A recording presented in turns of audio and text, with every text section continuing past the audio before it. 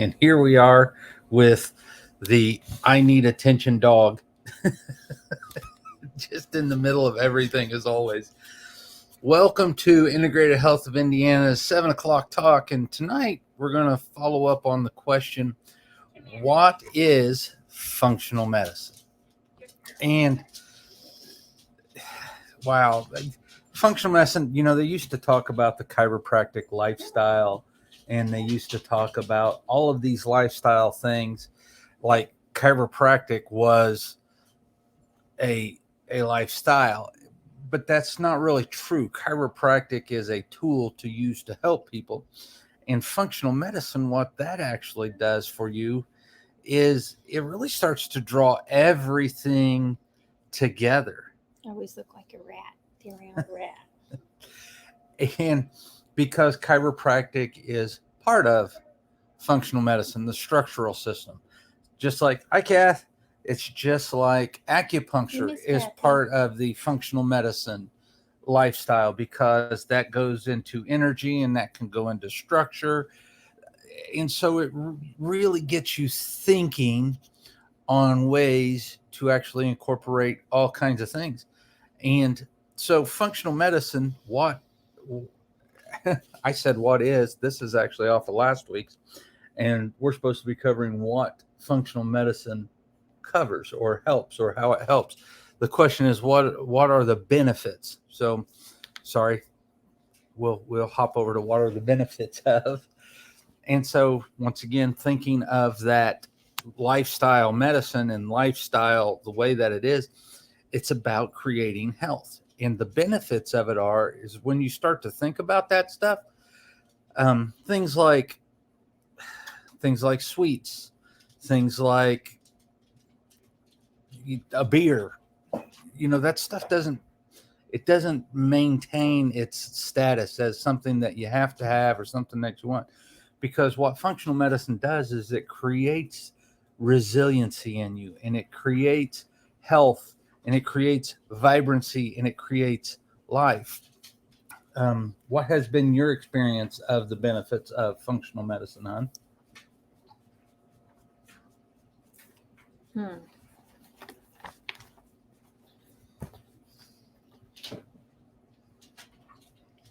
Well, mine is just I don't take any medicine, but if I just know what to eat, not to eat, I gotta sneeze really bad.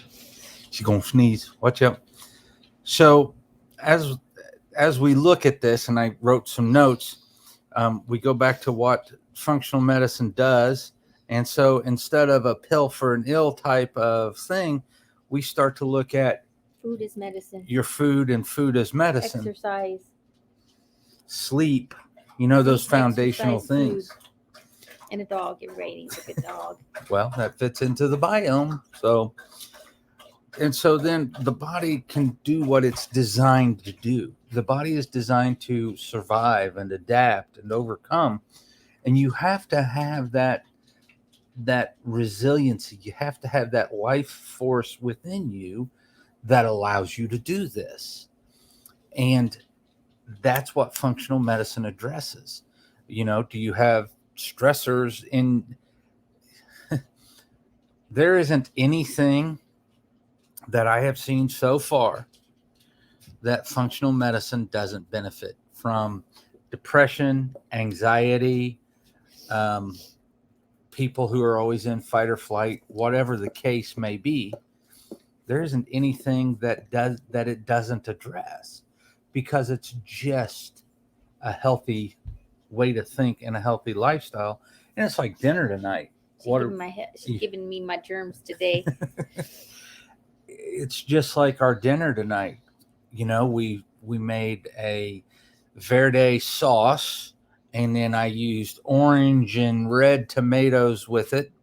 So we're getting green and red and orange and white and yellow, all of these different colors.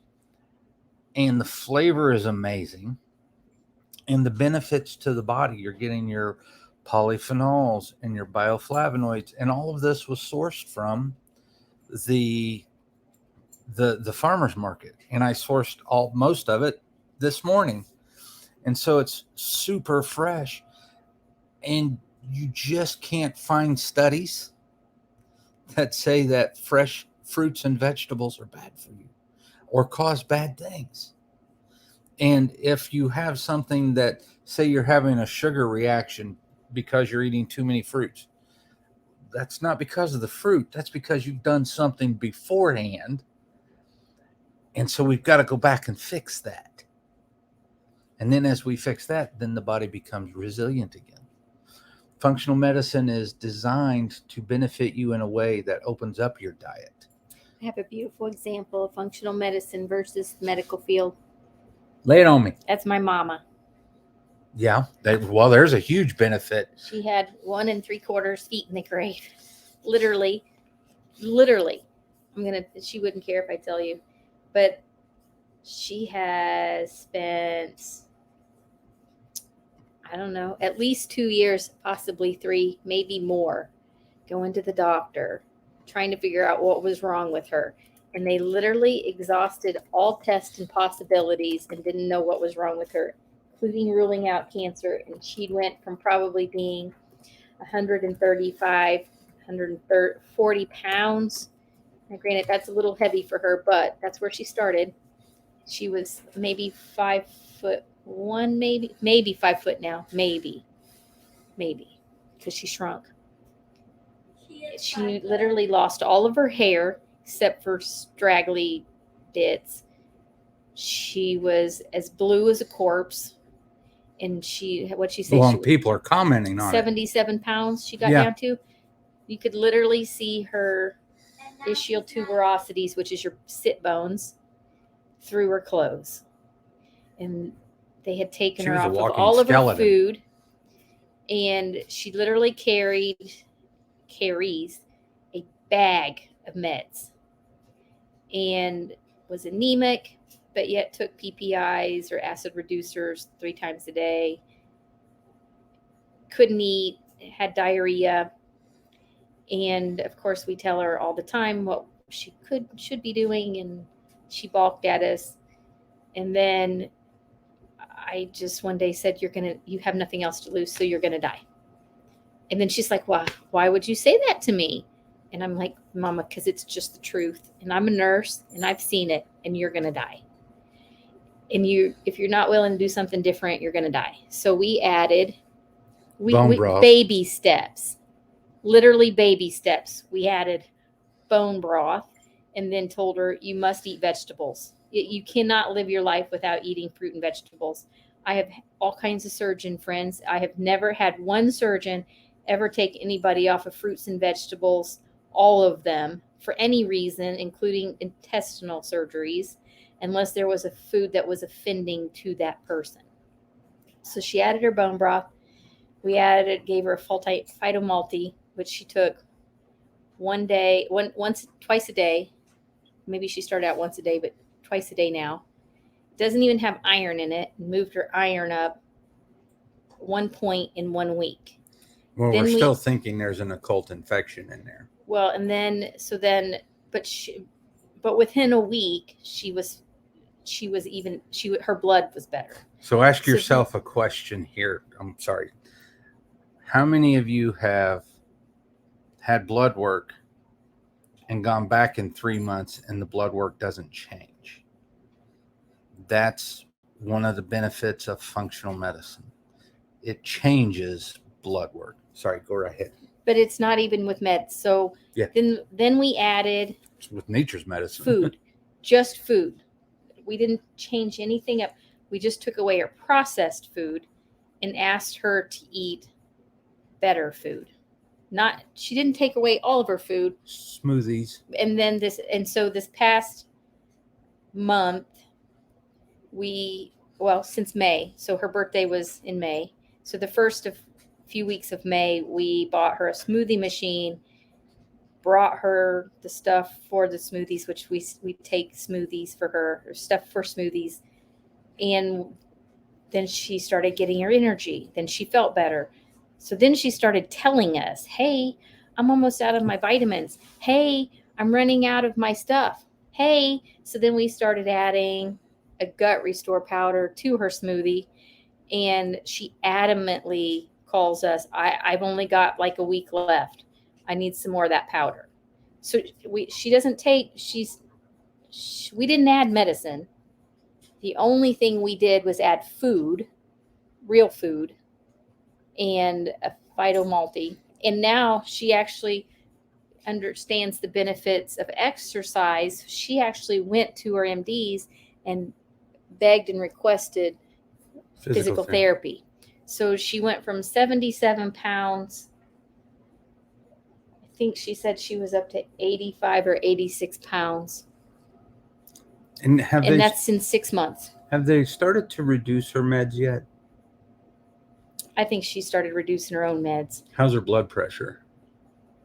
I forget, because She I doesn't remember complain about her blood pressure. Well, there So for a while actually, she was chasing her. She was chasing highs tails. and lows and highs and lows, but she actually hasn't complained of that in quite a few months. So my point being, if you don't understand what functional medicine is truly exercise, food, sleep.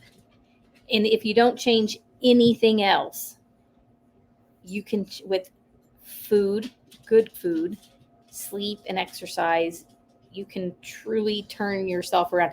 She literally has taken her feet out of the grave. And I'm not even exaggerating. I cried because I knew she was going to die. And I didn't think she was going to die in 6 months. I didn't think she would live to the end of the month. I really thought we were going to be planning a funeral in the next weeks.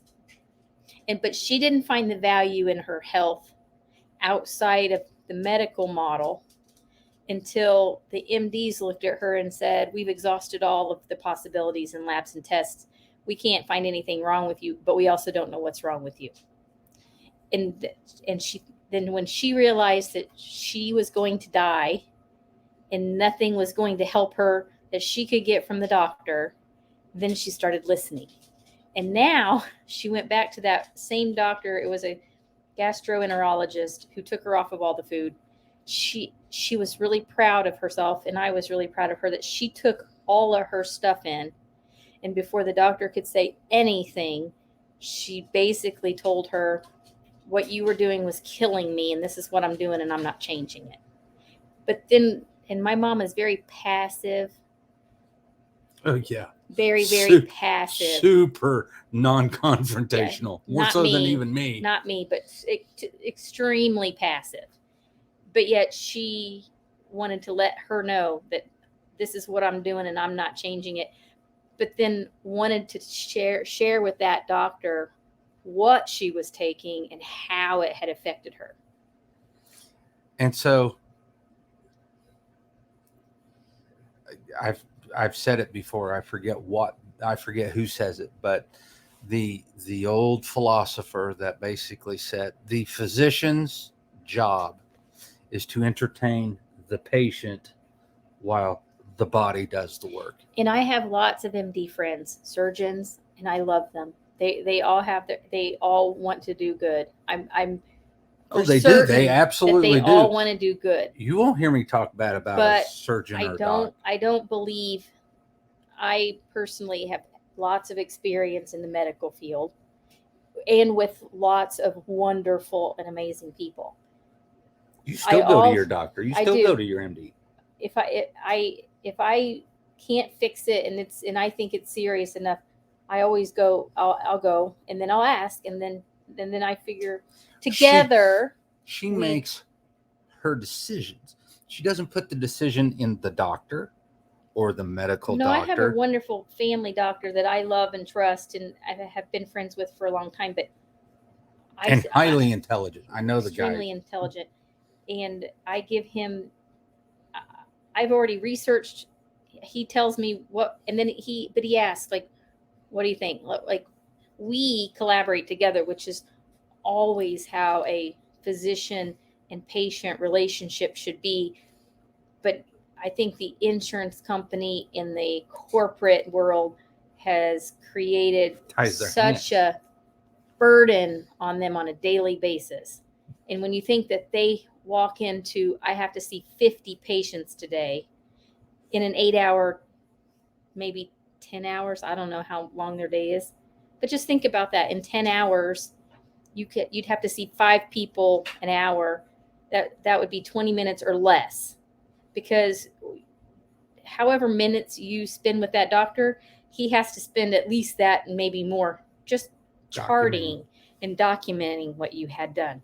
So it's not like it was 30 years ago when my mom used to go to the doctor and he'd greet her and we'd sit down and they'd spend 40 minutes talking to you, chit-chatting about who you are and what you're doing and your kids and all that. That just doesn't happen, because I think they're just pushed through and protocoled and insuranced to death. Well, and that's, once again, functional medicine is not the realm of the chiropractor. It's not the realm of the acupuncturist. It's not even the realm of the naturopath. Functional medicine is the way that medicine used to be, because you used to sit down and figure this out. And then Big Pharma has come in with their Band-Aids, which are needed at times. If I get shot, blown up, I put my hand in the mower blade, yes, I want them to numb my hand before they sew it back on. That looks like that would suck and hurt. There's a time and a place for all of these things, and the benefits of functional medicine are, we give you our time, we sit down with you, we try to figure this out, and you drive the bus. Well, yeah, it resolves so many things. If you fix the body with good nutrition, then you're not going to be in a position where you're going to have a heart attack or a stroke or which you absolutely need to go to the hospital and doctors for that. But you can absolutely change your own world by your own hands, by how you treat your body. And the art of that, and that's where the art comes in, because everybody's different. She's not as gluten sensitive as I am. I tend to be able to handle, like, I can take the hydrochloric acid and I handle alcohol better than she does.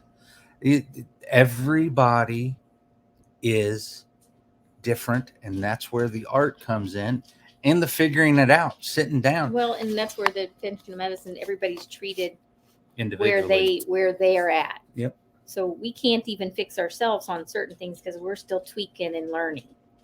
But like, you have to meet that person where they're at and learn, because they're ultimately one of one. They're an N of one, and they drive the bus. So benefits of functional medicine, there really aren't any negatives. It's never going to hurt you. If it does, it's not actually the problem with functional medicine. It's we as practitioners didn't know everything and didn't figure something out or miss something. Well, the negative, if you have to have one, it's most likely that it is expensive. Can be. Because it takes a lot of effort and time, and you're actually spending money on tests that actually show things. Well, that's the negative that we hear a lot from other people. We don't consider that a negative. But we don't spend money on pills. To us, if I had to live on blood pressure meds and migraine medication and stuff like that, that'd be a whole different. We spend our money on the tests and supplements so that we don't have to do those things. We spend our money on the gym and food so that we don't have to spend money on the gym, food, sleep, medication. But functional medicine can be affordable to everybody, and there's so much information that you can find on your own and through our YouTubes, and those are free. Yes, and we should start to have more handouts on things that will be offered that are free, just so you can start to do these things on your own. With that being said, we went a little over, but we're passionate about this because it helps so many people. And then after you're done fixing things and looking into things and doing things, you don't have to do those tests unless something else goes wrong. You get to go, do, play, exist, have a life. And I will say that I'm kind of I'm extremely frugal, and I don't like to spend money. So to spend money on a test, I'd be like, yeah, no. However, there's a few tests that I feel like everybody should have, because then you learn exactly where your body stands right now, and then you can go from there. Yep. And we'll just pimp it out here. The GI map and the omics yeah, test. when we're going to talk about that, because the Biome FX test was, I think, one of the originals out, which is my absolute favorite. And now we have this GI map, and that basically maps out The microbiome. Yeah, your gut bugs, and tells you where you're at. And those things are so important. And until you get a really healthy biome system, you aren't going to really be able to tweak anything. Nope. Got to address the neurotransmitters, then you can start to address the body, then you can address the detox, and then and it's a stepwise So process. if you're going to invest in anything, invest in a test that's going to share with you your microbiome information. Yep. Actionable data. You have a wonderful evening. See ya.